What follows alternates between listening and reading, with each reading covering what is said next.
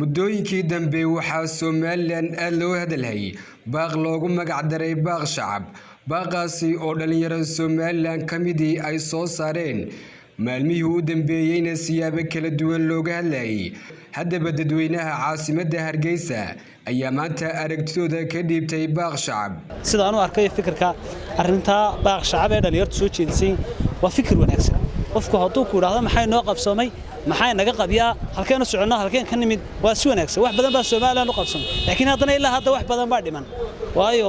in mustaqbalka la daraso dadka mustaqbalka lahaa waa dadkan maanta hadlaya waa dadkan dhalinyarada ah marka in wax la eego oo wax wanaagsan la qaato wixii iyaga aanu muuqana loo iftiimiya way wanaagsan tahay wax kale oo xumaan kuma jiro dhalinyarada wax xumaan miish barnaamijka baaq shacab loogu magac daray waxaan u arkaa wax ummadda kala keenaya oo aan ahayn wixii saxda ahaa yani ummaddu isku ogeyd waxa weeyaan inagu xukuumad iyo nidaam iyo jaranjar sharci ayaynu leenahay waxa weeyaan cid qoladan baaq shacabtini u codaysay oo tiri annaga idiin dhiibno walaayadayadii ma jirto haba yaraatay waxa weeyaan ummadana wix kasta oo kala kaxaynaya waxa weeyaan dhibaato u horseedaya oo laga ilaaliyaa magacayga waxa la Idris Maxamed Xirsiin badan baan dawladda u soo shaqeeyay dawlad waliba dawlad waxa ka sharaf badan tahay shuruucda ay dhigatay sida dawladdu u qadariso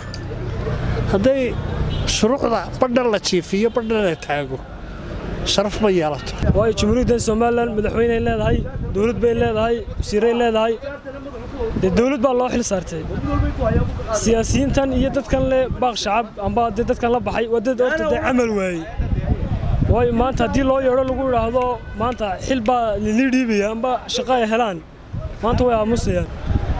barnaamijkan la yiraahdo baaq shacab ama ay dhalinyaro badan ay soo saareen waxaan u arkaa barnaamij sax ah qofku xaq buu leeyahay wuxuu diiday inuu yiraahdo waxaas waa khalad marka dhalinyarada waxaan leeyahay halka ka wada baaq shacab in la dhiirigeliyo dhalinyaradaas oo wixii sharci waay sheegayaan khalad ah la hagaajiyo la toosiyo toosimaan u arkaa marka waxaan leeyahay barnaamijkaas waa barnaamij aad iyo aad aan soo dhaweynay anu barnaamijkan baaq shacab horta waan ka soo horjeedaa sababta uga soo horjeedana wax kala ma aha waa barnaamij loogu talagalay in bulshada lagu maran habaabiyo oo jihada qaldan lagu tuso waa barnaamij dhowr nini ay samaysteen oo ay sharci iyagu leeyihiin iyo waxay leeyihiin ay warqad ku soo qororteen dibadna la hor yimaadeen anu waxaan qabaa marka baaq shacab waan ka soo horjeedaa anu iyo dad badan oo taageersan way jiraan laakiin markan meelo badan ka eegay oo sidii baarbaarin dib u eegay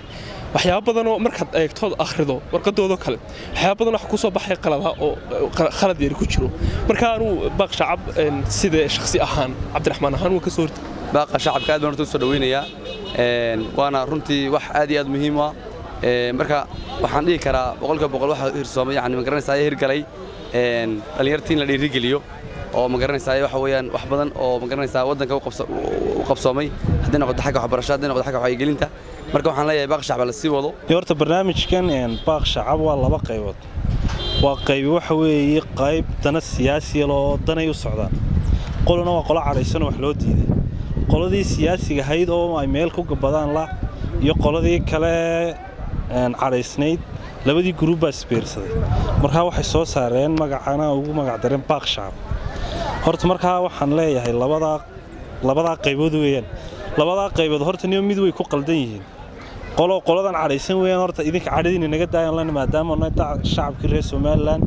qoladan kale danaha siyaasiga lana waxaan leeyahay danihiina siyaasadiina ku eekaada barnaamijka dhalinyarada